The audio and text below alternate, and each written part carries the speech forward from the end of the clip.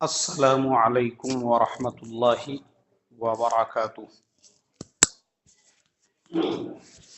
بسم اللہ الرحمن الرحیم۔ الحمد للہ نحمده ونستعینه ونستغفره ونؤمن به ونتوکل علیہ ونعوذ باللہ من شرور انفسنا ومن سیئات اعمالنا من يهده الله فلا مضل له ومن يضلله فلا هادي له ونشهد ان لا اله الا الله وحده لا شريك له ونشهد ان سيدنا ومولانا محمدا عبده ورسوله الذي ارسل بالحق بشيرا ونذيرا اما بعد فقد قال الله تبارك وتعالى اعوذ بالله من الشيطان الرجيم بسم الله الرحمن الرحيم انا نحن نزلنا الذكر وانا له لحافظون صدق الله العظيم۔ محترم بھائیوں، بزرگوں، دوستو، آج کے اس جمعہ سے ہم لوگ ایک نیا سلسلہ شروع کر رہے ہیں۔ انشاءاللہ آج ہم آپ کو بتائیں گے اللہ کے پیارے نبی صلی اللہ علیہ وسلم کے بعد صحابہ اکرام کے زمانے میں، پھر تابعین کے زمانے میں، اور ان کے بعد تبع تابعین کے زمانے میں کس طریقے سے قرآن پاک کو اور احادیث نبویہ صلی اللہ علیہ وسلم کو محفوظ رکھنے کے لیے بزرگان دین نے محنتیں کی ہے، اور انشاءاللہ پھر اس کے بعد ہر جمعہ کو جو بڑے بڑے محدثین تھے، جو ائمہ تھے، جو سلف صالحین تھے، ان کے زندگی کے احوال اور حالات ہمارے سامنے آئیں گے۔ چونکہ ہم مسلمان سالوں سے قرآن مجید کی تلاوت کرتے ہیں اور حدیث پڑھتے ہیں کتابوں کے اندر، لیکن مسئلہ یہ ہے کہ ہم لوگوں کو نہ قرآن مجید کی تاریخ پتہ ہے اور نہ ہی یہ معلوم ہے کہ احادیث جو ہم پڑھتے ہیں ان احادیث کو جمع کرنے کے لیے صحابہ اکرام کے بعد جو تابعین، تبع تابعین اور محدثین کا زمانہ تھا، ان کو کتنی محنتیں اور کتنی مشقتیں اٹھانی پڑی، اور پھر اللہ تبارک و تعالی نے تابعین کے، محدثین کے ذریعے سے اور ائمہ کے ذریعے سے، اب ہمارے میں سے اکثر لوگ ایسے ہیں جن کو یہ پتہ نہیں ہے کہ بھائی ہم لوگ چار ائمہ جو بڑے بڑے ہیں ان میں سے ایک امام کو ہم مانتے ہیں، پھر باقی لوگ دوسرے اماموں کو مانتے ہیں، تو کیوں مانتے ہیں؟ کیا فرق ہے چاروں اماموں میں؟ ہمارے پاس نہ اتنا وقت ہے، نہ اتنی فرصت ہے، نہ ہمارے پاس کتابیں پڑھنے کے لیے اتنا ٹائم ہے، تو اس کے لیے یہ بیسک چیزیں ہیں، یہ آپ کو معلوم ہونا ضروری ہے۔ اس کے لیے میں نے آج سے یہ سلسلہ شروع کیا ہوں کہ پہلے تو میں آپ کو یہ بتاؤں گا اللہ کے پیارے نبی صلی اللہ علیہ وسلم کے بعد صحابہ اکرام نے کس طریقے سے حدیث اور قرآن کے علوم کو دوسروں تک پہنچایا، تاکہ پھر آپ کو یہ بیس سمجھ میں آنے کے بعد پھر اگلے جمعہ سے جو چاروں ائمہ ہیں وہ امام کیسے بنے، کون ان کو امام بنایا، کس نے امام بنایا، اور کیوں آج دنیا میں ان کی تقلید کرنے والے اور ان کی ماننے والے موجود ہیں، کیوں لوگ ان کو مانتے ہیں چاروں اماموں کو۔ تو یہ آپ کو پتہ ہونا چاہیے، آپ کو معلوم ہونا چاہیے کہ ہمارے ہندوستان میں، پاکستان میں، بنگلہ دیش میں، یہ پورے پٹے کے اندر، افغانستان، یہ پورے علاقے میں اکثریت امام ابو حنیفہ رحمۃ اللہ علیہ کو ماننے والوں کی ہے۔ سعودی عرب آپ چلے جائیں گے، عرب ملکوں کے اکثر علاقے میں لوگ امام مالک رحمت اللہ علیہ کے ماننے والے ہیں یا امام احمد ابن حنبل رحمت اللہ علیہ کے ماننے والے ہیں۔ افریقہ کے ملکوں میں جو شمالی افریقہ ہے، مصر ہے، الجزائر ہے، مراکش ہے، تیونس ہے، یہ پورا جو پٹا ہے، لیبیا ہے، ان ملکوں کے اندر یا تو امام ابو حنیفہ کے ماننے والے ہیں، لیکن اکثریت امام مالک کے ماننے والوں کی ہے۔ اور پھر نیچے کا جو افریقہ ہے، نائجیریا وغیرہ وغیرہ جو ممالک ہے، سوڈان وغیرہ، یہ سارے ملکوں میں امام احمد ابن حنبل رحمت اللہ علیہ کے ماننے والوں کی اکثریت۔ اب جو ممالک سمندروں کے کنارے پر ہے یا جو سمندروں کے جزائر ہے، جیسے انڈونیشیا ہے، ملیشیا ہے، اور اسی طریقے سے ہمارے ہندوستان میں کوکن کا جو پورا پٹا ہے، ممبئی سے لے کر تو نیچے کیرلا تک، یہ پورے علاقے میں امام شافعی رحمت اللہ علیہ کے ماننے والے ہیں۔ اور جو سمندری جزائر کے ممالک ہے، جیسے انڈونیشیا، ملیشیا وغیرہ وغیرہ ممالک ہے، ان علاقوں کے اندر بھی لوگ امام شافعی رحمت اللہ علیہ کے ماننے والے ہیں۔ تو یہ لوگوں کو کون امام بنایا، کیسے یہ امام بنے؟ اکثر جو ایجوکیٹڈ طبقہ ہے اور پڑھے لکھے نوجوان ہیں، وہ مجھ سے بار بار یہ سوال کرتے ہیں، اور صرف ہمارے شہر کے نہیں بلکہ اورنگ آباد کے ایک ساتھی ہے، وہ بیچارے رمضان کے پہلے سے میرے پیچھے پڑے تھے کہ بھئی یہ ایک بار ذرا آپ بتا دیں گے تو اس سے فائدہ یہ ہوگا کہ آج ہمارے زمانے میں بہت سارے لوگ وہ نوجوانوں کی ذہن سازی کرنے میں، ان کا برین واش کرنے میں لگے ہوئے ہیں کہ بھئی یہ اماموں کو ماننا ہمارے لیے ضروری نہیں ہے، کوئی ضرورت نہیں ہے اماموں کو ماننے کی۔ تو اس سے کیا ہو رہا ہے، جو ہمارا نیو جنریشن ہے، جو ہمارے نوجوان ہیں، وہ گمراہ ہو رہے ہیں۔ کیا ہو رہے ہیں؟ وہ گمراہ ہو رہے ہیں۔ کیوں ہو رہے وہ نوجوان گمراہ؟ کیونکہ وہ نوجوانوں کو چاروں اماموں کی تاریخ پتہ نہیں، اور اللہ کے نبی کے بعد صحابہ اکرام نے کیسے قرآن کو جمع کیا، کیسے حدیثوں کو جمع کیا، وہ بیچاروں کو معلوم ہی نہیں ہے۔ تو اس وجہ سے وہ گوگل میں دیکھ دیکھ کے حدیثیں سیکھنے والے، گوگل کے ذریعے سے مسائل معلوم کرنے والے، اور فیس بک اور واٹس ایپ کے اوپر مطالعہ کرنے والے، جن کو زندگی میں کبھی کتاب کھولنے کا موقع نہیں ملا، مجھے بتاؤ نا، وہ گمراہ نہیں ہوں گے تو کیا سیدھے راستے پر چلیں گے؟ ارے کیا ہوں گے پھر؟ وہ گمراہ ہی ہوں گے۔ تو اس کے لیے انشاءاللہ میں آپ لوگوں کو بتاؤں گا۔ تو آپ تمام سے میری درخواست ہے، ہر جمعہ کو اول وقت میں پہنچنے کی فکر کرے، کوشش کرے، تاکہ آپ کو پوری اسٹڈی صحیح ڈھنگ سے آپ کی ہو سکے۔ اب دیکھو، اللہ کے نبی صلی اللہ علیہ وسلم کا وصال تک تو ہم نے پوری سیرت آپ کو سنائی، اب بھی ختم ہوئی ہماری سیرت ذی الحجہ کے بعد میں، وہاں تک کہ، اور ہر سال ہم پوری سیرت آپ کو سناتے ہیں۔ اس کے بعد کا اب میں آپ کو بتاتا ہوں۔ اللہ کے نبی کا جب وصال کا وقت تھا، اس وقت میں عرب اور دنیا کے حالات کیسے تھے؟ اسلام جو تھا وہ پورے کے پورے جزیرت العرب میں اور یمن میں، جو عرب کو لگ کر حصے ہے، عمان وغیرہ وغیرہ، یہ پورے علاقے 100% وہ زمانے تک مسلمان ہو چکے تھے۔ اسلام ان علاقوں میں پھیل چکا تھا، پہنچ چکا تھا۔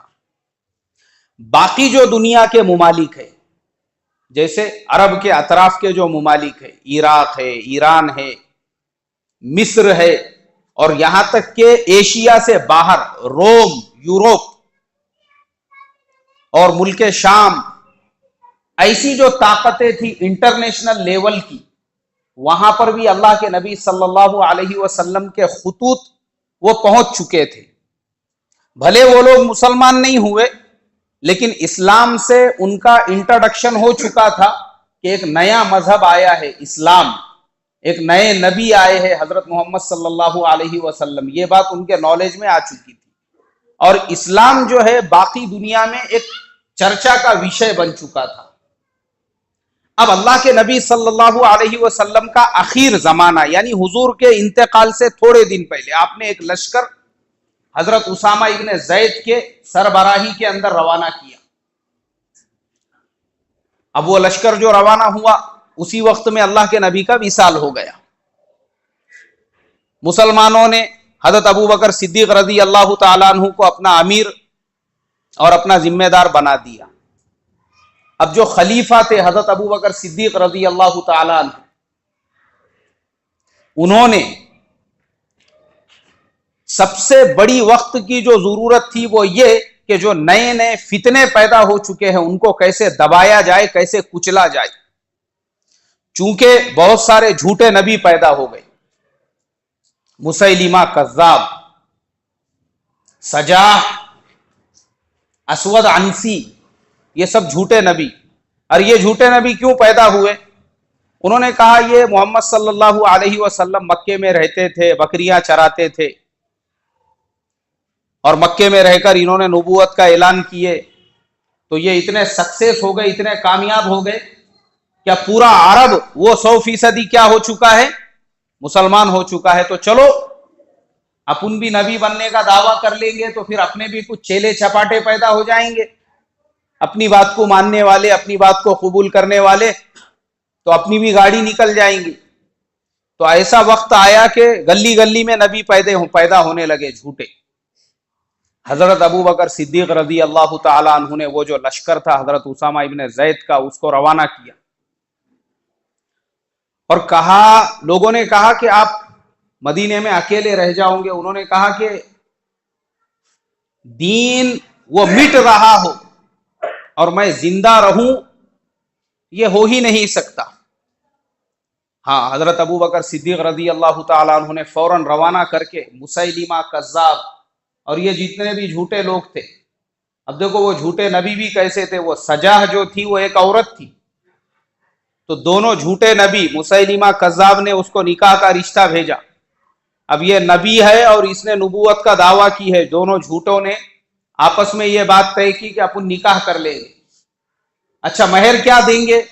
بولے مہر میں اپنی امت کے اوپر سے 2 نمازیں معاف کر دیں گے. اب ان کے دادا کا دین ہے یہ، نانا جان کی شریعت تھی یہ، کیونکہ گھر بیٹھے بیٹھے نبوت کا دعویٰ بھی کر دی اور 2 نمازیں بھی معاف کر دی مہر کے اندر.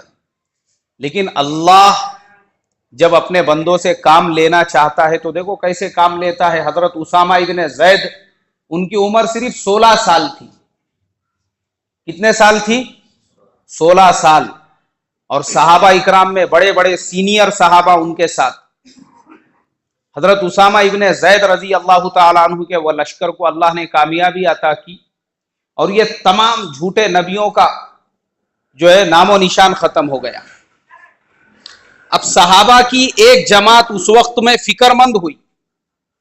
انہوں نے کہا یہ نئے نئے فتنے اس طریقے سے پیدا ہوتے رہیں گے تو پھر اللہ کے نبی کی جو حدیثیں ہیں، جو ہم نے اللہ کے نبی سے سنا ہے اور سیکھا ہے، وہ حدیثیں ضائع ہو جائیں گی، برباد ہو جائیں گی. تو اس کے لیے ان کو قلم بند کیا جائے اور ان کو محفوظ کیا جائے. اب وہ احادیث کو جمع کرنے کی فکر ہونے لگی. حضرت عبداللہ ابن عباس رضی اللہ عنہما کا واقعہ ہے حکایت صحابہ میں. انہوں نے کسی انصاری صحابی سے کہا چلو ہم لوگ حدیثیں جمع کریں گے. انہوں نے کہا ہمارے پاس سیکھنے کے لیے کون آئے گا؟ ارے بولے کوئی نہیں بھی آئے گا، کم سے کم ہم کو تو پتا چلے گا. تو وہ لوگوں کے گھروں پہ جاتے، دروازوں پہ جاتے، ایک ایک حدیث لوگوں سے معلوم کرتے، سیکھتے. اب صحابہ میں ایک تو مجاہدین کی جماعت تھی جس میں حضرت خالد ابن ولید رضی اللہ تعالیٰ عنہ، جس کے اندر حضرت زبیر رضی اللہ تعالیٰ عنہ، جس میں حضرت سعد ابن ابی وقاص رضی اللہ تعالیٰ عنہ، ایسے لوگ تھے. پھر اب یہ جو دوسری جماعت پیدا ہو گئی محدثین کی، ان میں تھے حضرت ابو ہریرہ رضی اللہ تعالیٰ عنہ، حضرت عبداللہ ابن زبیر رضی اللہ تعالیٰ عنہ، حضرت عبداللہ ابن مسعود رضی اللہ تعالیٰ عنہ، حضرت عبداللہ ابن عباس، حضرت عبداللہ ابن عمر.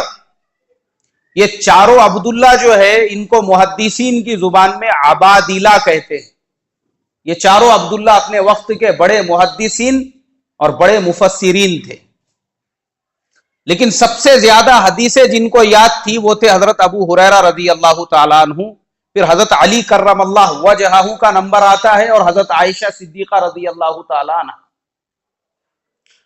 یہ تمام لوگوں نے اس زمانے کے اندر یہ کام شروع کر دیا. انہوں نے کہا ٹھیک ہے مجاہدین کی جو جماعت ہے وہ اپنی جگہ پہ اپنا کام کر رہی ہے، لیکن یہ کام کرنا ضروری ہے ورنہ اللہ کے نبی کی حدیثیں باقی نہیں رہیں گی.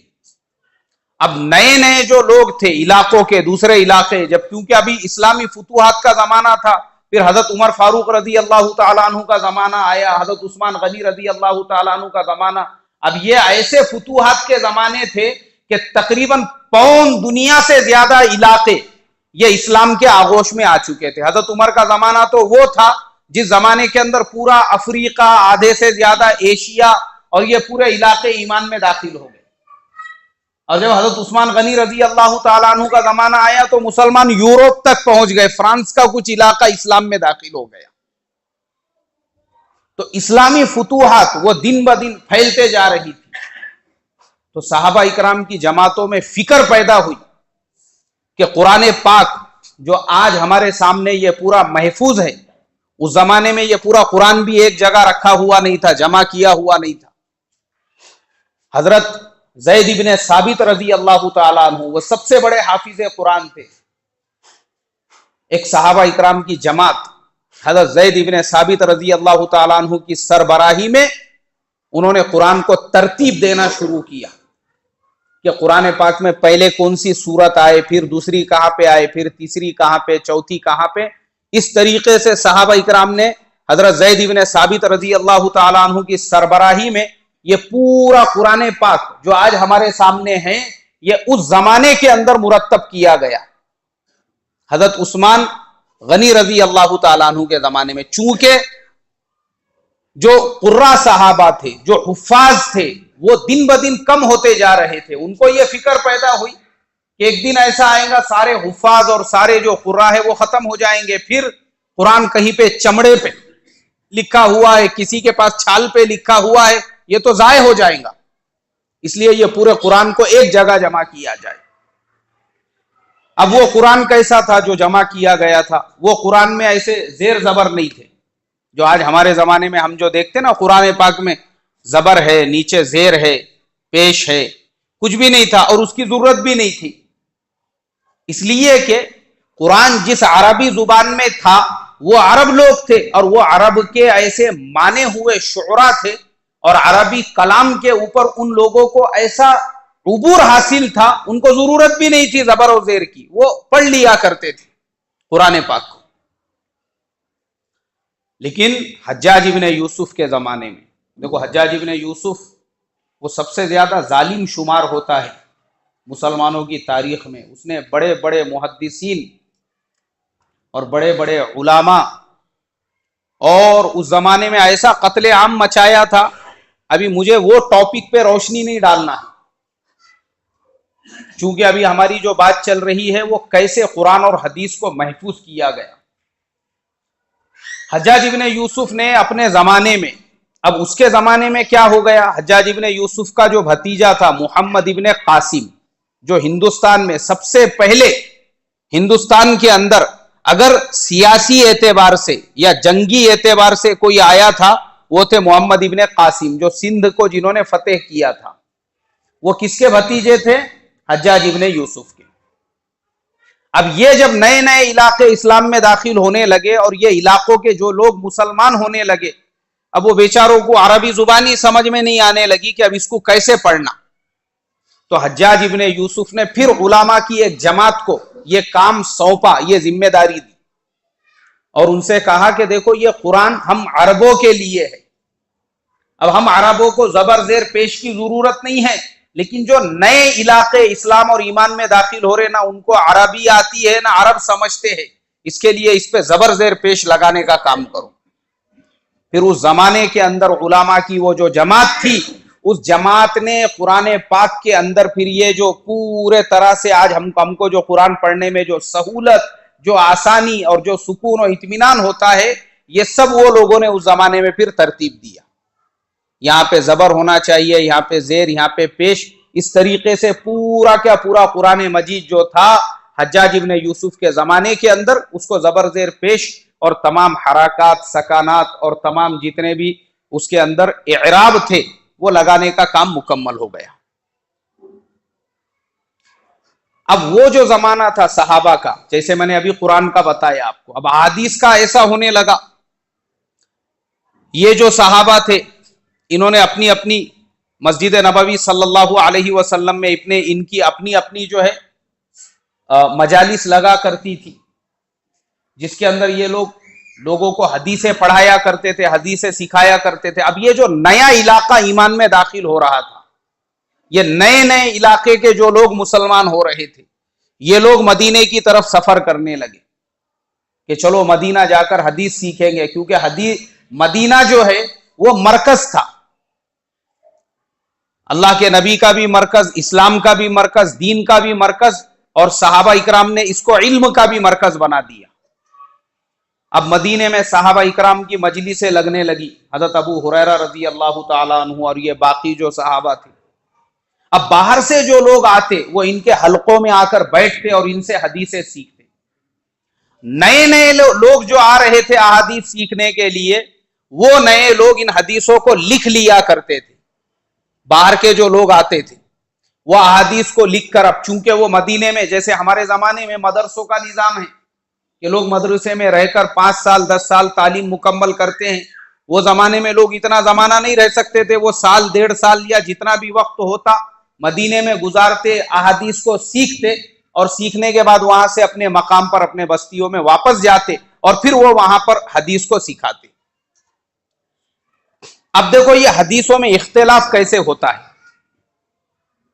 یہ جو ہمارے زمانے میں ایک ہی روایت آپ کو 2 راویوں سے الگ الگ انداز سے ملیں گی۔ ابھی میں آپ کو مثال دیتا ہوں، جیسے فضائل نماز کے اندر ایک حدیث ہے، حضرت ابو ذر غفاری رضی اللہ تعالیٰ عنہ فرماتے ہیں، مجھے میرے محبوب صلی اللہ علیہ وسلم نے 10 باتوں کی نصیحت کی۔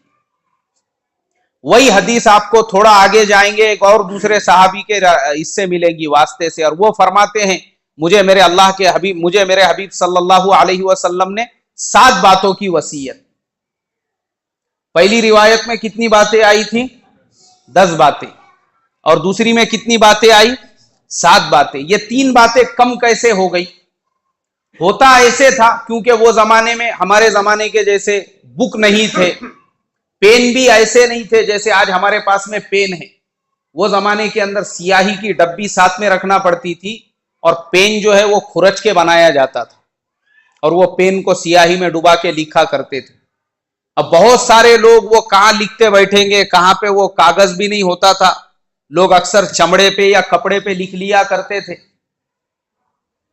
تو یاد نہیں رہے گا۔ اس کے لیے اب ایک آدمی مدینے میں آیا، صحابہ اکرام نے اللہ کے نبی سے 10 باتیں سنی، لیکن جب وہ اپنے شاگردوں کو سکھانے لگے انہوں نے بھی 10 باتیں بیان کی، لیکن جو سننے والا تھا اس نے 10 باتیں سنی، مگر اس نے ایک حدیث تھوڑی سنا تھا، اس نے تو یہاں پہ ہزاروں حدیثیں سنا، سینکڑوں حدیثیں سنا، اب وہ پوری برابر سے یاد نہیں رہی اس کو۔ اب وہ اپنے گاؤں میں گیا، لوگ عراق سے، ایران سے، مختلف علاقوں سے آیا کرتے تھے، وہاں جا کے اس نے کہا، بولے میں نے حضرت ابو ذر غفاری رضی اللہ تعالیٰ عنہ کی مجلس میں یہ حدیث سنا، انہوں نے فرمایا کہ میں نے اللہ کے نبی کو یہ فرماتے ہوئے سنا ہے، انہوں نے مجھے 10 باتوں کی نصیحت کی، مگر مجھے ان میں سے یاد جو ہے وہ صرف 8 ہے۔ اب اس نے وہاں گاؤں میں جا کے کتنی سنایا، لیکن ان کے جو شاگرد تھے پھر انہوں نے اپنے شاگردوں کو جا کر یہ کہا کہ ہمارے استاد جو تھے انہوں نے حضرت ابو ذر غفاری رضی اللہ تعالیٰ عنہ کی مجلس میں یہ حدیث سنی، اور انہوں نے اللہ کے نبی سے سنا تھا کہ اللہ کے نبی صلی اللہ علیہ وسلم نے صحابہ اکرام کو 8 باتوں کی نصیحت۔ اب انہوں نے ڈائریکٹ اپنے شاگردوں کو کتنی باتیں سنائی؟ 8 باتیں سنائی۔ تو اس طریقے سے جو روایتیں ہیں ان روایتوں کے اندر اختلاف پیدا ہوا، اسی لیے اب حدیث کی جو قسمیں بنی، اب پھر کیا ہوا، صحابہ کا جو زمانہ تھا، صحابہ اپنے زمانے میں لوگوں کو حدیثیں سکھاتے رہے، لیکن اب چونکہ صحابہ اکرام کے پاس میں بھی جو عمر تھی، جو زندگی تھی، وہ لیمیٹڈ تھی۔ صحابہ کتنے سال جینے والے تھے؟ جتنے سال ان کی عمر ہے۔ اب صحابہ کے جو شاگرد تھے ان کو تابعین کہا جاتا ہے، اور آپ لوگوں کو یہ یاد رہنا ضروری ہے کہ صحابی کسے کہتے ہیں اور تابعی کسے کہتے ہیں۔ وہ انسان جس نے حالت ایمان میں اللہ کے نبی صلی اللہ علیہ وسلم کی زیارت کی اس کو صحابی کہتے ہیں. اس کو کیا کہتے ہیں بھائی؟ صحابی کہتے ہیں. یاد رکھو، کبھی کوئی تمہارے سے پوچھے یا تم کو خود کو معلوم ہونا چاہیے کہ بھائی ہم بچپن سے سنتے آ رہے صحابہ صحابہ صحابی، یہ صحابی کون رہتے؟ صحابی اسے کہتے ہیں جس نے ایمان کی حالت میں اللہ کے نبی صلی اللہ علیہ وسلم کی زیارت کی، چاہے ایک مرتبہ ہو. اگر ایک مرتبہ بھی دیکھ لیا تو وہ کیا بن گئے؟ صحابی بن گئے. صحابی ان کو کہتے ہیں. اور تابعی کا مطلب ہوتا ہے تابع داری کرنے والا. تابعی اسے کہتے ہیں جس نے ایمان کی حالت میں کس کو دیکھا؟ صحابی کو دیکھا. اب صحابہ کا جو زمانہ تھا وہ اخیر دور میں جب آیا تو چونکہ تابعین کی ایک جو جماعت تھی وہ صحابہ نے اپنے شاگرد پیدا کی. اب یہ جتنے نام ہم لوگ سنتے ہیں، تعلیم میں بھی ہم لوگ سنتے ہوں گے، بیان میں بھی سنتے ہیں، یہ سب تابعین ہیں. سفیان ثوری، محمد ابن منکدر، محمد ابن سماک، سفیان ابن عیینہ، اسحاق ابن راہویہ، سعید ابن مسیب، لیث ابن سعد، یہ سارے لوگ کون تھے؟ محدثین تھے اور تابعی تھے. حسن بصری یہ بھی تابعین میں شمار ہوتے تھے. اب یہ جو تابعین تھے ان لوگوں کے اندر یہ فکر پیدا ہوئی کہ صحابہ اکرام جو حدیثیں سکھا رہے ہیں اب ہم کو ہماری اگلی نسلوں کو سکھانا ہے. تو تابعین کی جماعت نے ان احادیث کو اور اس قرآن پاک کو محفوظ کرنے کا کام کیا. اب یہ جو بڑے بڑے محدثین تھے تابعین کے اندر، ان میں امام مالک رحمت اللہ علیہ بھی تھے اور امام ابو حنیفہ رحمت اللہ علیہ بھی تھے. ان لوگوں نے صحابہ اکرام کی صحبت میں رہ کر احادیثیں سیکھی اور احادیث کو سنا. اب امام مالک رحمت اللہ علیہ جو تھے انہوں نے حدیث کا علم مدینے میں سیکھا اور مدینے میں ہی سکھانے والے بن گئے. صحابہ اکرام کا زمانہ جب ختم ہونے لگا تو لوگ اب صحابہ کے، کیونکہ اب میں نے بتایا آپ کو حضور کا جو آخری وقت تھا اس وقت میں تو اسلام خالی کہاں تک تھا؟ جزیرۃ العرب کے اندر تھا. لیکن صحابہ کے زمانے میں پوری دنیا میں تقریباً پون دنیا کے اندر اسلام کا چرچا ہو چکا تھا. کوئی علاقہ کوئی خطہ ایسا باقی نہیں رہا تھا جہاں صحابہ اکرام اسلام کی دعوت لے کر نہ پہنچے. وہ علاقے کے لوگ سفر کر کر کے کس کی طرف آنے لگے؟ مدینے کی طرف آنے لگے. اب امام بخاری رحمت اللہ علیہ وہ رشیا کے رہنے والے تھے. امام مسلم رحمت اللہ علیہ وہ رشیا کے رہنے والے تھے. فقیہ ابو اللیث سمرقندی، سمرقند کہاں پر ہے؟ وہ بھی رشیا میں ہے. اب یہ سب لوگ کہاں کے رہنے والے تھے؟ رشیا کے رہنے والے تھے. لیکن سفر کر کے علم حدیث سیکھنے کے واسطے کہاں پر پہنچے؟ مدینے کے اندر. تو میں ایک مثال دے رہا ہوں آپ کو. بڑے بڑے جو ہم پرانے اکابرین اور بزرگوں کی جو تابعین اور تبع تابعین میں اگر ہم دیکھیں گے تو تقریباً لوگ مدینہ اس زمانے میں علم کا مرکز تھا، وہ مدینے کو جا کر علم حدیث سیکھا کرتے تھے. لوگ سفر کرتے اتنے دور دور سے، کیونکہ اسلام اب خالی عرب میں محدود رہا تھا کیا؟ اسلام تو پوری دنیا کے اندر پھیل چکا تھا. اب جہاں پہ بھی لوگ مسلمان ہوتے لوگ وہاں سے سفر کر کے آتے اور مدینہ مرکز تھا وہاں سیکھتے. تو صحابہ کے بعد جنہوں نے صحابہ سے سیکھا اب وہ لوگ مسجد نبوی میں اپنی مسند لگا کے بیٹھے اور لوگوں کو حدیث سکھانے لگے، جن میں امام مالک رحمت اللہ علیہ بھی تھے، جس میں لیث ابن سعد بھی تھے، جس میں سعید ابن مسیب بھی تھے، جس میں سفیان ثوری، محمد ابن منکدر، محمد ابن سماک یہ سارے لوگ تھے. اب باقی جو دوسرے لوگ تھے جیسے حسن بصری، یہ رہنے والے تھے عراق کے. بصرہ کہاں پر ہے؟ عراق کے اندر. انہوں نے علم تو سیکھ لیا مدینے میں لیکن سکھانے کہاں لگے؟ بصرہ کے اندر آ کے. امام ابو حنیفہ رحمت اللہ علیہ یہ کہاں کے رہنے والے تھے؟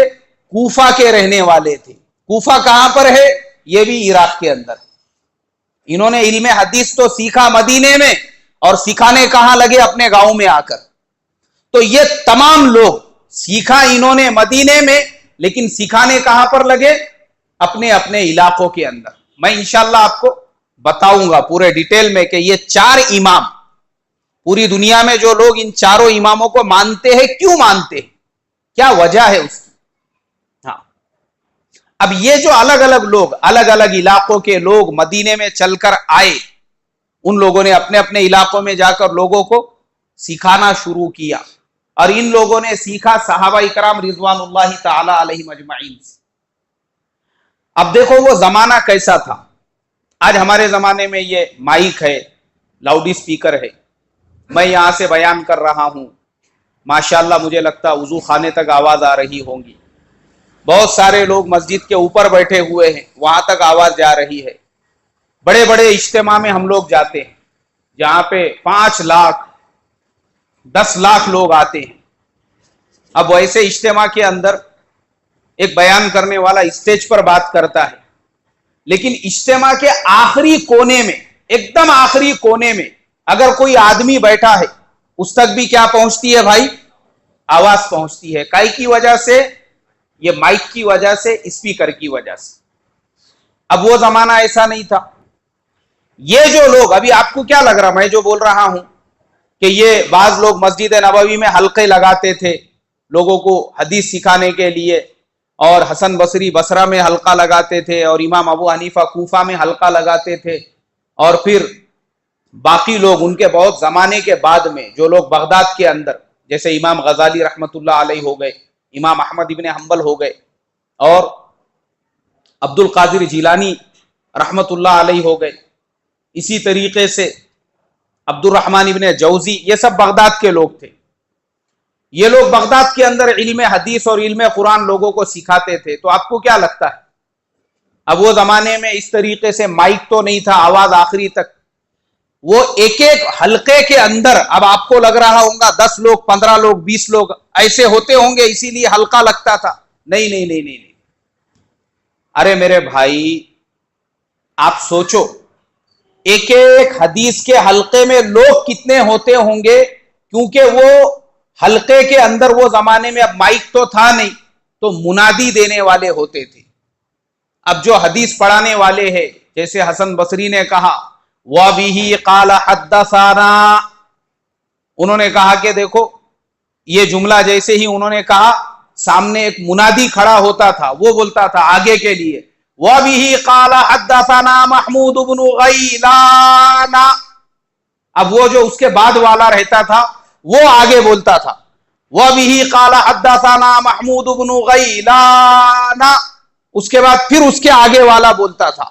تو یہ جو بولنے والے ہیں، ایک ایک حلقے میں 1,000 ہوتے تھے۔ کتنے ہوتے تھے بولو؟ اب آپ سوچو، یہ جو منادی دینے والے ہیں، اگر یہ 1,000 ہوتے ہوں گے، حلقے میں بیٹھنے والے کتنے ہوتے ہوں گے؟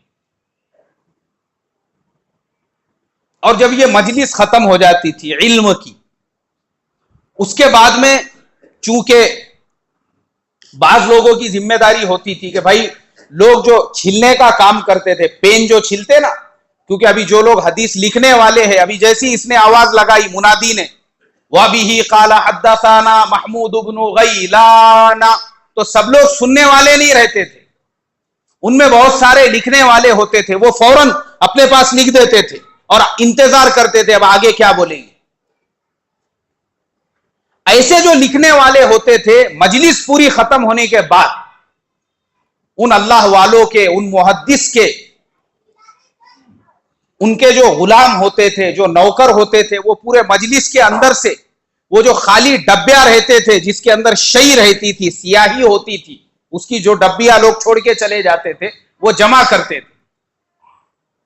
خالی پین جو ہوتے تھے، کیونکہ وہ پین جو ہے وہ بیت کا ہوتا ہے، بانس کی جو لکڑی ہے اس کو ایسا چھیل کے بناتے پین، اس کے پین ہوتے تھے، لوگ وہیں پہ چھوڑ کے چلے جاتے تھے۔ تو وہ جمع کرنے والے وہ خالی سیاہی کی ڈبیوں کو اور وہ ٹوٹے پھوٹے قلموں کو جمع کرتے تھے. تو حضرت شیخ نے حکایت صحابہ میں لکھا ہے کہ ایک ایک مجلس کے اندر 10-10 ہزار وہ سیاہی کی ڈبیاں ملتی تھی. کتنی ملتی تھی؟ 10-10 ہزار. اب آپ سوچو لکھنے والے جب 10-10 ہزار ایک ایک مجلس کے اندر ہوتے تھے تو سننے والے کتنے ہوتے ہوں گے. اس طریقے سے ہمارے بزرگوں نے، اللہ والوں نے یہ حدیث کے علم کو آج تک ہمارے تک باقی رکھا. ایسے سینہ در سینہ ایسے سلسلے چلے ان اللہ والوں کے. انہوں نے اپنے شاگردوں کو، انہوں نے اللہ کے نبی سے، صحابہ نے سیکھا، پھر صحابہ نے تابعین کو سکھایا، تابعین نے تبع تابعین کو سکھایا. تبع تابعین کسے کہتے ہیں؟ تبع تابعین ان کو کہتے ہیں جنہوں نے حالت ایمان میں کس کو دیکھا؟ تابعی کو دیکھا. صحابی کو جس نے دیکھا وہ تابعی ہو گیا، اور جس نے تابعی کو حالت ایمان میں دیکھا وہ کیا ہو گیا؟ تبع تابعی ہو گیا. ایسا سلسلہ ہے یہ ہمارے بزرگوں کا، محدثین کا، مفسرین کا.